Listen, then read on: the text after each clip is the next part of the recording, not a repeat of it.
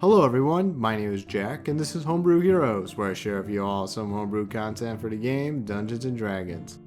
Today I'll be going over the Dancer class from the Final Fantasy XIV companion book for 5th edition D&D. Created by Reddit user SilentSoren, this is a massive project that has been worked on by Redditors and players for over 3 years, resulting in a guidebook filled with races, classes, and spells based on the popular online fantasy game and remade to fit into any campaign setting. This version of the Dancer will be from the newest version of the companion book, which was released on September 1st of 2019, and totally not on the exact day that I was working on the now outdated Dancer class. That would just be ridiculous. Shit. If you're interested in this class, or in my other videos going over this compendium, such as the Astrologian, the Dragoon, and the future video going over the newest changes to these classes and races, the links to them could be found in the description below. With that said, let's begin.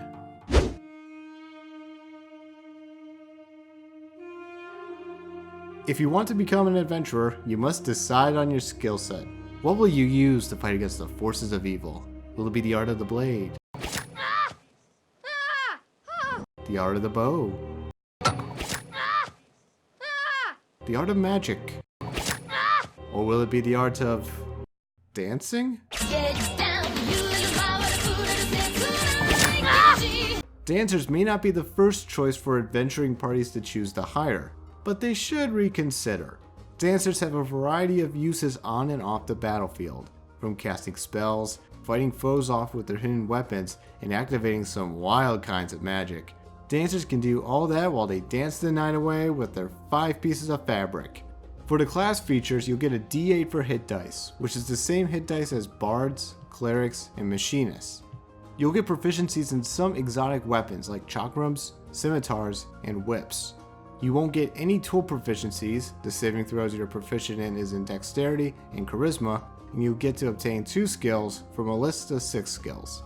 At level 1, you'll get your dazzling dances. These are your resource points that help you perform certain abilities, such as spending 1 dazzling dance to disengage, dash, or help a creature out as a bonus action. You'll gain 1 charge of dazzling dance when you attempt to attack someone, so regardless if the attack hits or misses, you'll still gain a charge. You can hold onto a number of dazzling dances equal to your charisma modifier, and they will vanish 1 minute after a combat has ended. You'll gain flourish at level 2. Whenever you make a ranged weapon attack with a throwing weapon, you can roll a d20. If the roll lands on an even number, nothing happens and the attack will continue as normal. But if the roll lands on an odd number, you can add flourish damage to the damage roll.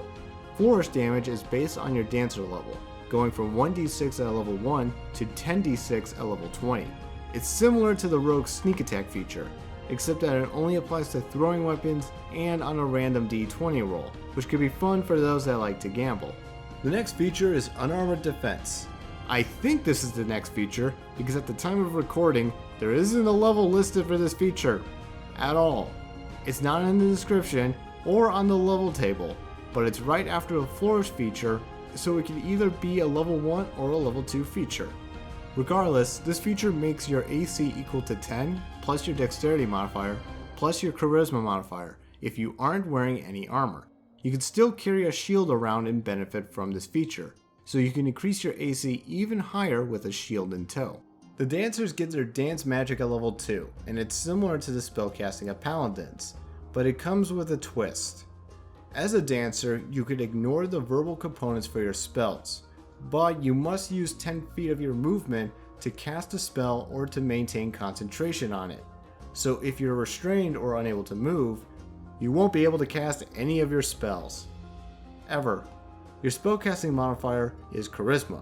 You can cast a number of spells equal to half of your dancer level plus your charisma modifier, and you can learn and switch out your spells during a long rest. The spell list for the dancer is in chapter 10 of this guide, with your choices being 16 first level spells, 20 second level spells, 19 third level spells, 11 fourth level spells, and 14 fifth level spells, for a grand total of 80 spells.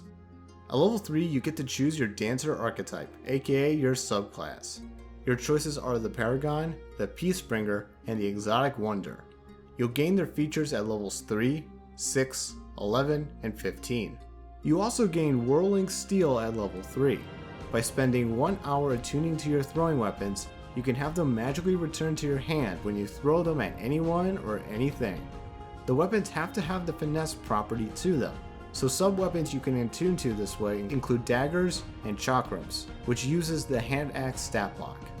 The ability score improvement levels for the Dancer is 4, 8, 12, 16, and 19, which could be used to increase your ability scores. At level 5, you'll get the Uncanny Dodge feature.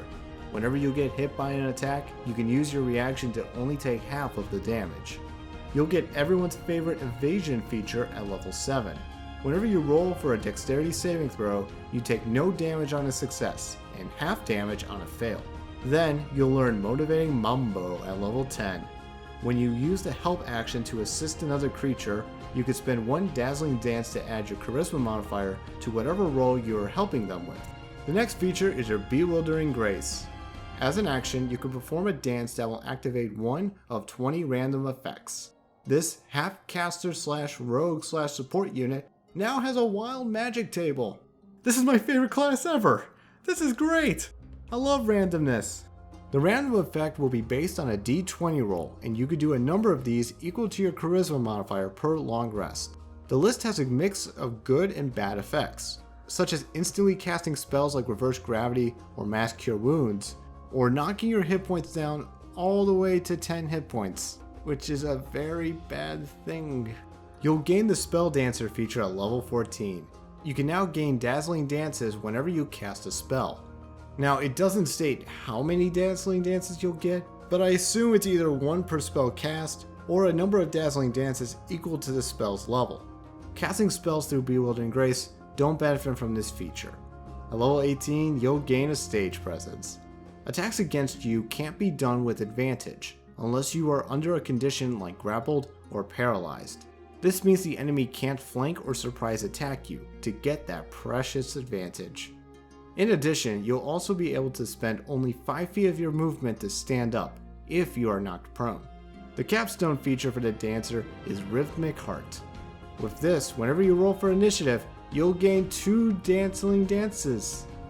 And that's it? Well, time to check out the subclasses. I don't have a segue for this.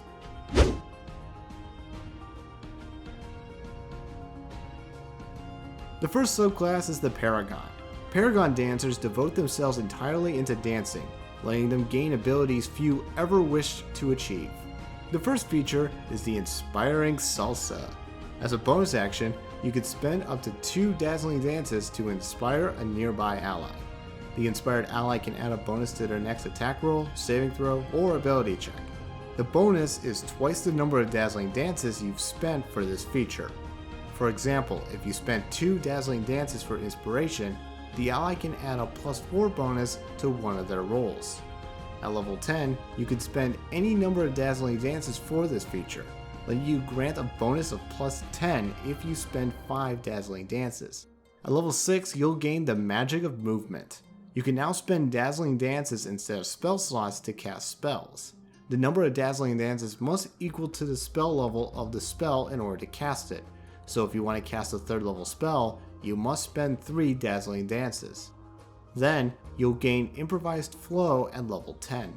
This will let you spend 1 Dazzling Dance to gain advantage on a concentration check. The final feature is Kia Forte Fusion. Through your expertise at dancing, you've learned how to maintain 2 concentration spells at the same time.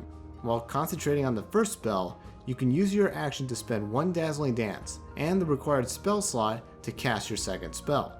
While concentrating on this second spell, you must use your action to spend an additional Dazzling Dance and 10 feet of movement for each spell in order to maintain them. That means you'll have to spend 20 feet of movement and 2 Dazzling Dances on your turn in order to maintain both of these spells. Since you'll have the Spell Dancer feature when you gain this feature, you could spend your Dazzling Dances to get a few more Dazzling Dances. It's perfect! This type of dancer is for those that want to grant their allies buffs and support, either through the Inspiring Salsa or with concentration spells. The dancer does have a lot of concentration spells to use, so as long as you avoid losing your grip on them, you'll be a dancing force of nature to be reckoned with.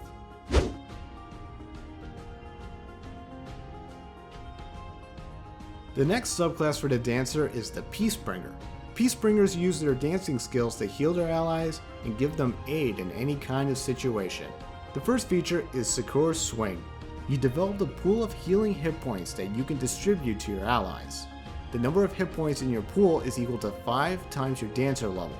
So by level 3, you'll have 15 hit points in your pool to use. You can use your action to heal a creature as many hit points as you currently have, and you'll regain them after a long rest. Then, at level 6, you'll gain a refreshing round. Whenever you are healing someone with SUCCOR Swing, you can heal any number of additional creatures that are within 10 feet of you. The level 11 feature is Safe Haven Hop. With this, you can cast the Aura of Life, Aura of Purity, or Aura of Vitality spells without the use of spell slots.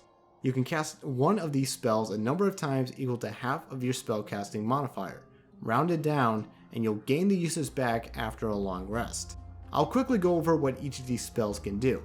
Aura of Life will heal any allies within your 40-foot aura 1 hit point if they are at 0 hit points at the start of their turn. Aura of Purity grants any nearby allies a number of benefits, such as an immunity to disease and advantage on certain condition saving throws. Aura of Vitality lets you heal a creature 2d6 hit points as a bonus action if they are in your aura. The final feature is the SOLACE Swing. You can now spend Dazzling Dances to recover hit points for your healing pool.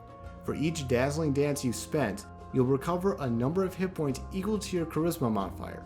So if you spend 5 Dazzling Dances and your Charisma modifier is 2, you'll regain 10 hit points for your healing pool. The current Peacebringer Dancer is very different from its previous version. That version had the Dancer share a lot of healing features from other Final Fantasy classes, like the White Mage and the Arcanist, but it changed to have its own take of the Paladin's Lay on Hands feature, and then they beefed it up all the way to 14. It won't heal your party completely to full, but it's a good subclass if you want to provide some healing and aid on the fly.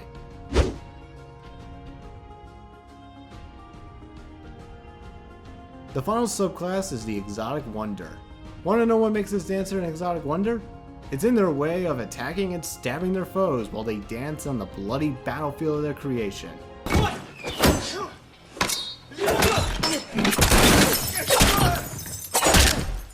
Now that's what I call dancing. You'll gain 2 features at level 3. You'll start off by learning the Flourishing Swing, which lets you use the Flourish ability with finesse melee weapons alongside of your throwing weapons. You'll also get to pick out a fighting style. You get to choose 1 out of 4 combat styles: Defense, Dueling, 2-weapon fighting, and Fleeting, which increases your movement speed by 5 feet. You can only have 1 fighting style under your piece of fabric, so choose wisely. The next feature is Double Step. Whenever you make a melee weapon attack, you can spend 1 Dazzling Dance to make 2 attacks instead of 1. Yes, you do have to spend your resources to gain the extra attack feature, but since you'll gain a charge of Dazzling Dance if you make an attack, you'll basically spend 1 Dazzling Dance to gain 2 Dazzling Dances, which can fuel your future attacks. Then, at level 11, you'll gain Flawless Flow. With this, you can make a melee attack as a bonus action whenever you cast this spell as an action. The final feature is the LAMIA Bite. Before you make a weapon attack, you can spend 4 Dazzling Dances to lower the critical hit threshold by 4. So that means you can land a critical hit if you roll between a 16 and a 20, making it easier for you to deal a deadly blow. While the first 2 subclasses placed you in the role of the supporter, this one will place you right in the front lines where you belong. You may not be the prime fighter for your party, but you'll be able to handle yourself just fine on the battlefield. With all that said, that was the Dancer class of Final Fantasy XIV. Let me know in the comments of your thoughts of this class. Is it balanced? What changes would you recommend? Anything like that. Also, let me know of other homebrew you'd like me to go over in the comments below as well. The link to this compendium and to my other D&D Final Fantasy videos can be found in the description below. Be on the lookout for a future update video where I'll go over the newest changes to this guide. I hope it'll be coming out soon. I should be getting to work on that. Anyway, thanks for watching everyone. Be sure to like and subscribe for more homebrew content and other things dazzling. Till next time, bye.